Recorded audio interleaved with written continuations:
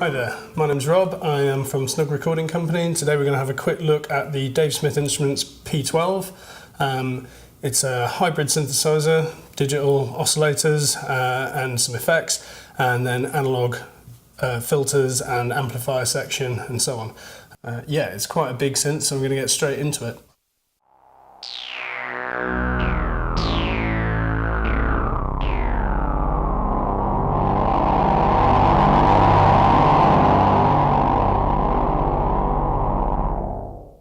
Okay, so let's start at the beginning, the oscillator section. So at the moment we are just on sawtooth. We can change the shape, so we've got some what would be the standard sort of shapes that you're used to on a lot of synthesizers. So we've got pulse wave, triangle, sine wave, and then we get into the wavetable bit, which is where these oscillators kind of shine. So digital oscillators, as we said, and that allows us to do kind of wavetable-like synthesis. So you've got various kind of different complex waveforms.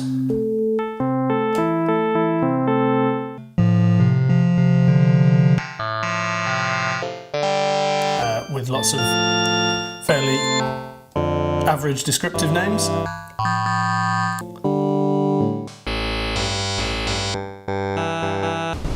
And then we get into some noise shapes, so we've got red noise, white noise, and violet noise. Now all the wavetable stuff can, and indeed the more simple shapes, can be modulated. So we can, for instance, make kind of super saw out of a saw wave. We can modulate the pulse width.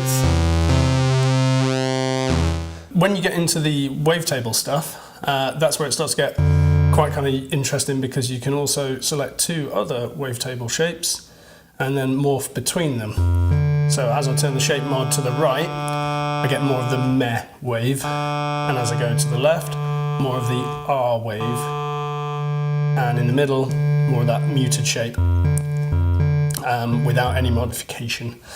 So the reason why there's two is that obviously this mod wheel can be assigned to LFOs or envelopes or modulated by another thing, so you can actually get it to create these complex waveforms that gradually change between a different base waveform, but also two different modifiers. Oscillator tuning, so that gives us a basic pitch, coarse and fine tuning. Wave reset, I believe, is so that when you trigger each waveform, it starts from the beginning of its waveform rather than just running constantly and just being gated on and off. Sometimes, in certain cases, this can avoid, say, like a sort of clickiness at the start and make things a little bit less percussive. Key follow just means that it follows the keyboard pitch. If I turn that off, then it just goes to whatever the pitch is set. Oscillator mods, so you've got an FM amount, which is demonstrated here on the oscillator section. You've got oscillator 2 will modulate oscillator 1 modulates oscillator 4, 4 to 3, 3 to 2, and so on. So if I turn up the FM amount, then you can hear that that is modulating according to the shape of oscillator 2, which is currently set to a sawtooth. So if I change the shape, you can hear it changing the way that that FM works. So again, getting into like some of those kind of complex shapes and modulating how they work, and then how they modulate the other oscillator, things can get crazy pretty quickly. For now, I'm just going to turn that off. So you've got amplitude modulation, sounds like that. The glide is off until you press the glide button here. It takes to get to the next note. So nothing to... so you get a bit of that wee-woo. Oscillator slop kind of emulates analog oscillators and the way that they would maybe be a little bit unreliable tuning-wise. So as we turn that up, you can really hear that oscillator is detuning itself, but not detuning itself with one specific amount that stays the same. It'll detune itself according to some slightly random tuning.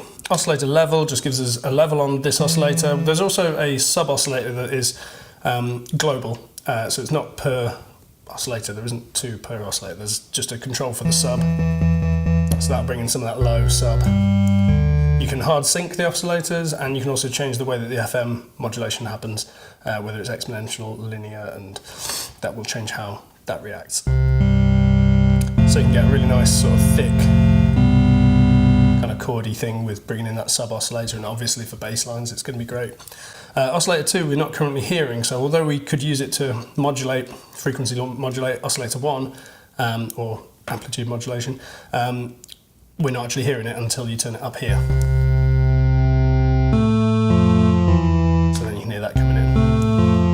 So we can change this to something. So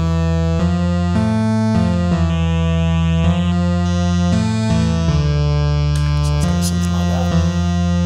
Take it down a little. And we can control the amount of slop on that as well. So it's quite nice that you could maybe like take the slop completely off oscillator 1, so that stays in tune. Oscillator 2, then you can just dial in the amount of kind of detuning that you want. And that can help to just get those kind of like fat sounds that a little detuning helps with. All the oscillators are the same, so you can just keep stacking them up. The P12, as the name suggests, is a 12 voice synthesizer.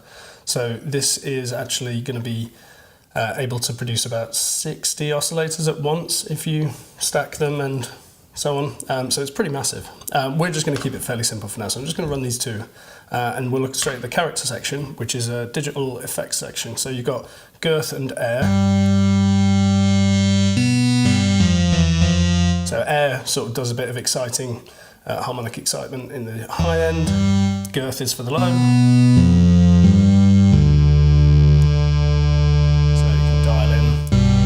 Some tone shaping that way. Then you've got the character effects, which you've got to drive, hack and decimate. So these are kind of like daft names, but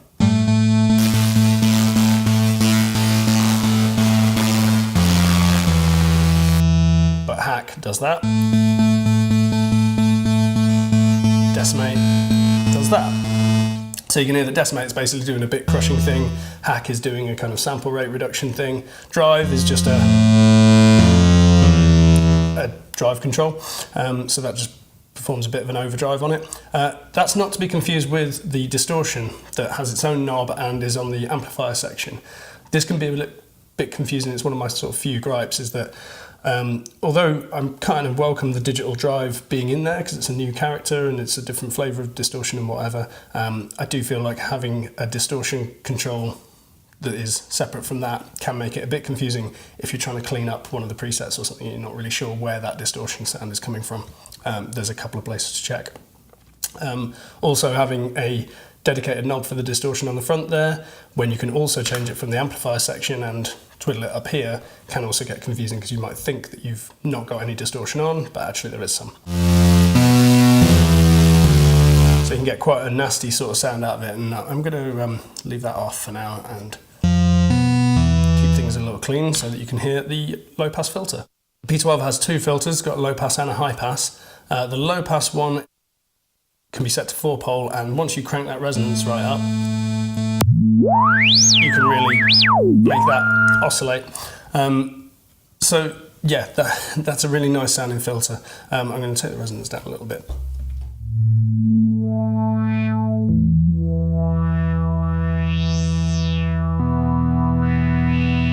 So for instance, if we did go back to the character and we put on some of that hack and drive and so on, you know, we can just calm it down nicely with that filter. You can set it to a 2-pole filter, so it's a bit less. So you can get these sort of big, fairly like noisy pads, but they're not completely out of control.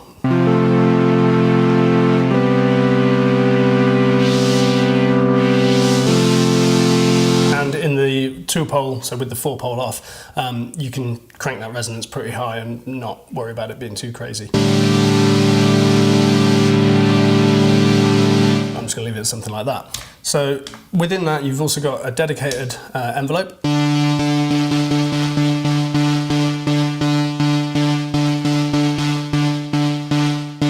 we can set the envelope, and then the amount that the envelope actually affects it is in the amount bit. So you can get quite a kind of percussive sort of, you know, if we take the attack and then make that decay really short.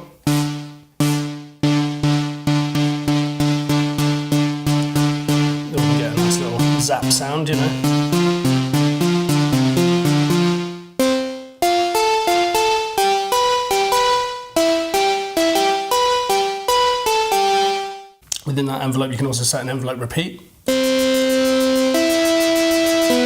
that envelope becomes almost more like an LFO type of thing. You can delay when it starts.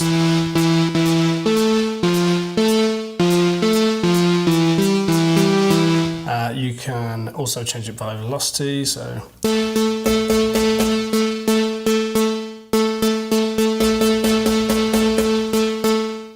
okay, so let's look at the high-pass filter. So again, this one's a little bit more simple. You've just got a resonance and the frequency. You don't have the ADSR envelope. You could assign things. So there's another couple of envelopes up here. There's also LFOs that you can assign. We're going to get to those in a moment. But let's just give you a quick blast of the sound.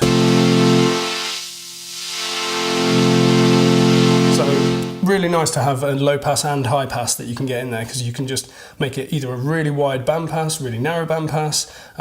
You can just clean up that low end a little bit, which you couldn't necessarily do if you're just using the low pass filter, especially if you're bringing in some resonance in that low end. Being able to sort of like reduce the effect of that bump and where that boost actually hits is really nice. So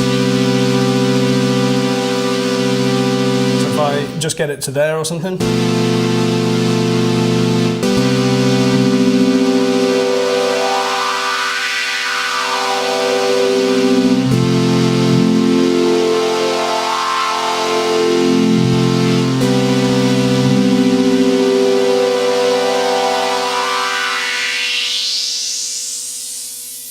Straight up to some noise. So it's really nice. So if we were wanting to play something, we don't want all that sub, we can just dial it out. Turn the resonance down a bit so it's a bit less.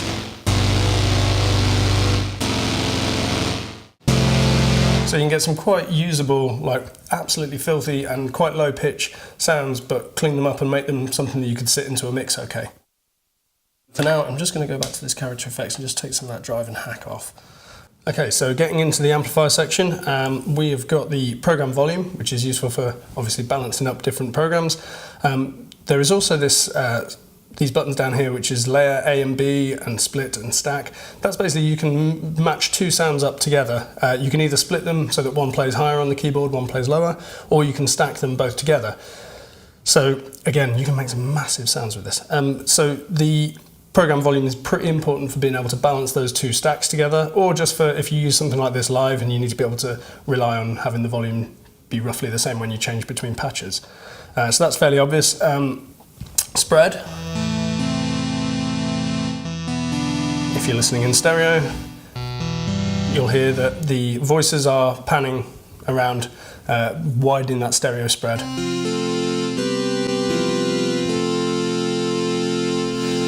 There's that distortion,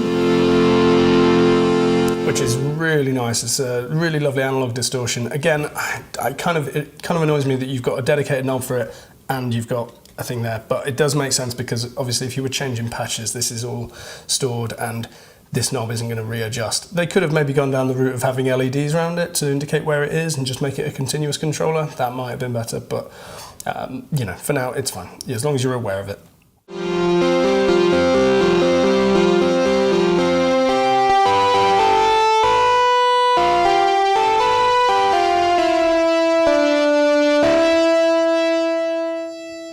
So it starts to sound pretty tame without it. And just a small amount of it. It really helps to sort of tame that high end out of it as well. Again, with like digital oscillators, if you compare them to something like maybe the Novation Peak, which has digital oscillators, but they're on an FPGA chip, so they run at much higher resolution, so you don't get some of that aliasing that you get with DSP-based digital oscillators in the high levels and things like that. So things like that filter, the distortion, they're all good ways of kind of combating a bit of that noise, if you want to. I'm not sort of saying that one is better than the other, but from the point of view of, you know, making a sound, if it sounds good, it sounds good. You've also got your envelope.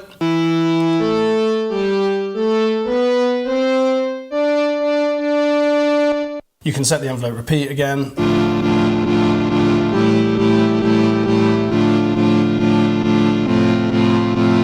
So you can make some really nice kind of rhythmic sounds out of it. Then we get into this feedback section. So the feedback section actually loops things back around and sort of can be another layer of kind of almost distortion, if you like.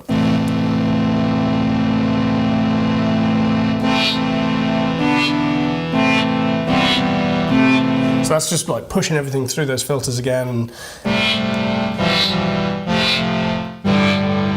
you can.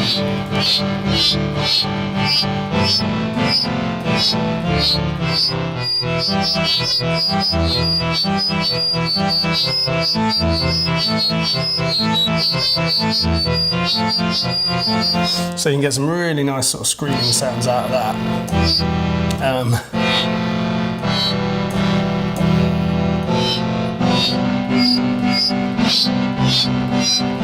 So that kind of scraping metal sound, it's so weird, it's so great. I'm going to leave it off for now, and we're going to go straight into the delay section. I'm going to take a little distortion down as well.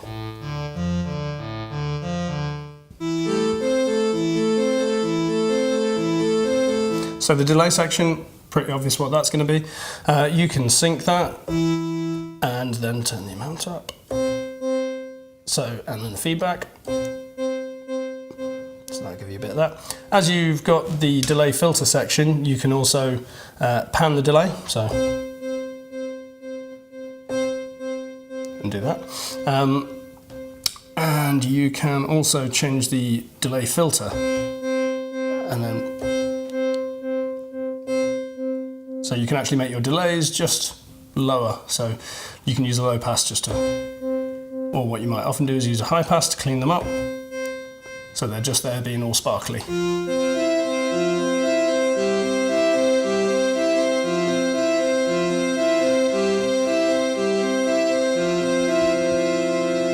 It's almost getting into accordion territory there. Okay, so yeah, feedback mode, which is between low and high, and to be honest, I'm not 100% sure exactly what that's doing. I've not noticed it to make a great deal of difference, and I've not bothered to read the manual, so that's pretty good of me. If you know what it is, just put it in the comments in some layman's terms that even I can understand.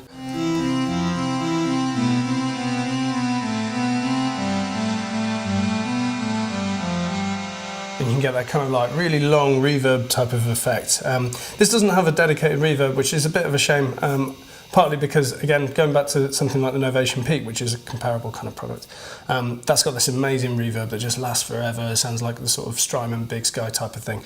And I really do like it, but you can get stuff like that just using the delay section. Obviously, delay is kind of a reverb, so there you go. Then we're moving up to, so we've got an arpeggiator, which is cool. So we can turn that on.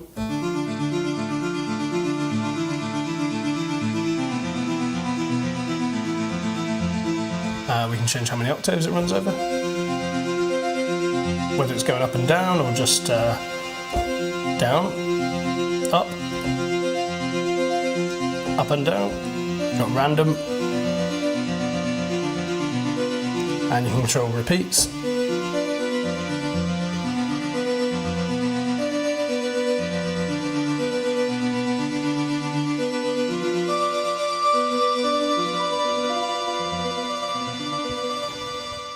Then we've got envelopes, so you can assign, you've got 3 and 4, obviously 1 and 2 are already in the low pass filter and the amplifier section. So we've got another one that we can assign something, so like for instance that, maybe like oscillator 1's shape modulation, something like that. We can just set a bit of an envelope, then affect it by lots. We can repeat that envelope.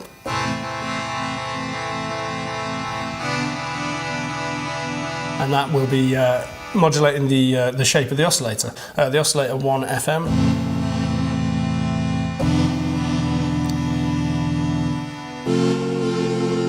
Which makes that really nice. So let's make that, do that by a little bit less.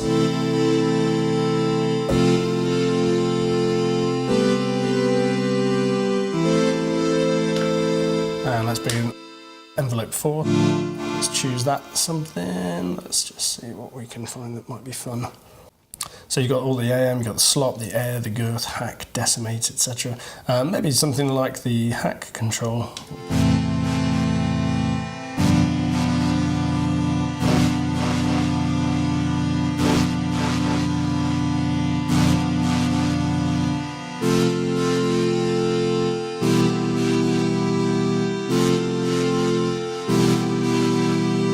So that's really nice. LFOs, very similar, so kind of, you've got all these different shapes, which are random, pulses, square, sawtooth, reverse saw.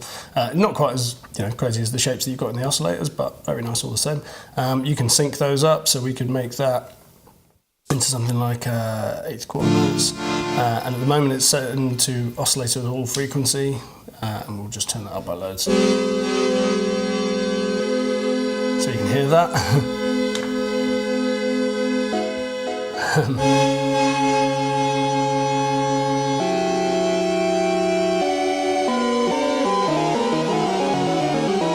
So that sounds lovely, doesn't it? Let's go through and see if we can find something a little bit more useful. You get something like that, which is oscillating. So that LFO is now changing the delay times for all of these. You can kind of just about hear that.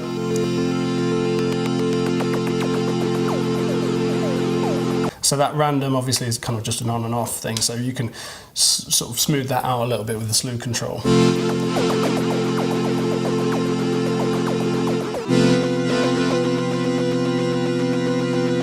Change what that is affecting. We can change just one of them.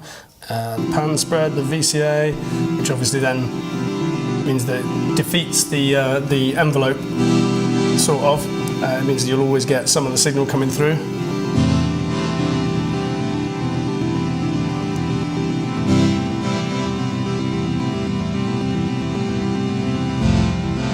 Which again could make for a really nice little rhythmic track to start off. So at the moment that's doing the frequency of oscillator 2. So maybe if we set that to the oscillator 3 frequency, which currently is off because we don't have an oscillator 3, so let's give ourselves one, so let's add a pulse. So now we're oscillating the frequency of that. We're not actually hearing that because we haven't turned it up, but I want to use that to FM modulate that, and I want to use LFO2 to actually control how much of that FM mod happens. So you can hear and you can see when that.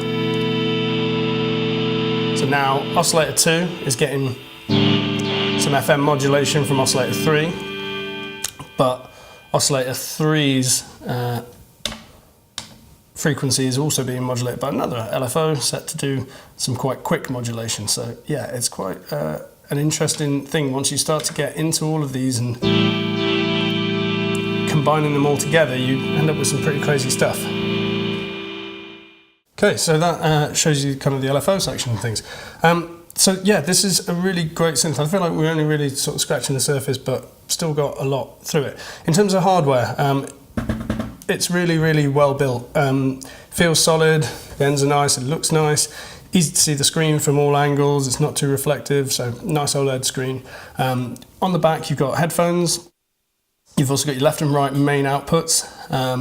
You've also got the B outputs, so again, when we go back to that stack A and B where you can stack 2 sounds, you can actually have them out of separate outputs as well, so you don't just have to mix them out of a stereo output. Off-on switch, power, MIDI through, MIDI out, MIDI in. Then you've got 2 pedals which can just be assigned to whatever you want. You've also got a dedicated sustain pedal, and you've got a USB port for MIDI control if you're wanting to use it just straight with a computer and you maybe don't have a separate MIDI interface, you're not going to use DIN cables. Yeah, this is a lovely synth. In terms of other sort of similar ones, I guess you could be looking at something like the Behringer DeepMind, or again the Novation Peak, which are great synths. I prefer the oscillators in this to the DeepMind by a long way. I just find this more inspiring to play. I find that those basic oscillators, just when you write the basic patch and you just hit an oscillator and just go through the sounds, I find that straight away I want to delve in and start getting to the next section and start building my sound. And I never know where I'm wanting to go with it, because as soon as I get into the character section, start destroying things and then go through the filters, the amplifier, see what the feedback sounds like, add some delays, I'm probably in a completely different place to where I started, which is what I like about synthesis and what I think is great about this. As for the Novation Peak, again, a great synthesizer, really love it. I love the Peak for the oscillators. Again, those FPGA oscillators sound amazing. The reverb, the ease at which most of the controls are all on the front, which maybe is a slight advantage over some of this, because a lot of it is tap a button, then you can edit it, find what you need. But for such a compact unit, If you want controls all on the front panel, you can pick up the keyboard version, which does that. This is designed to be a compact unit that is going to sit in a studio or in your synth cave, which probably, if it's anything like mine, is already a little overcrowded. Yeah, I can't really fault the DSI P12. I think it sounds lovely. I think for sound design stuff, it sounds amazing. All these distortion opportunities from the character section through to running that filter, distortion, the feedback, all of those things just mean you can get some really dreadful, lovely sounds for bass and for, you know, big chords and expanding soundscapes and things like that. It really is something to delve into, and I feel like I've only just scratched the surface. So yeah, I'd heartily recommend it to anyone that's looking at one. Okay, thanks for joining us. We're going to be back again soon with some more videos on gear and mixing and opinions about music and tech and things from our studio here in Derby in the UK. I hope you've enjoyed this one. If you've got any questions, put them in the comments. If there's anything that we haven't covered or anything you'd like us to do a follow-up on, please let us know and we'll try our best to do that. Thanks a lot for watching. Goodbye.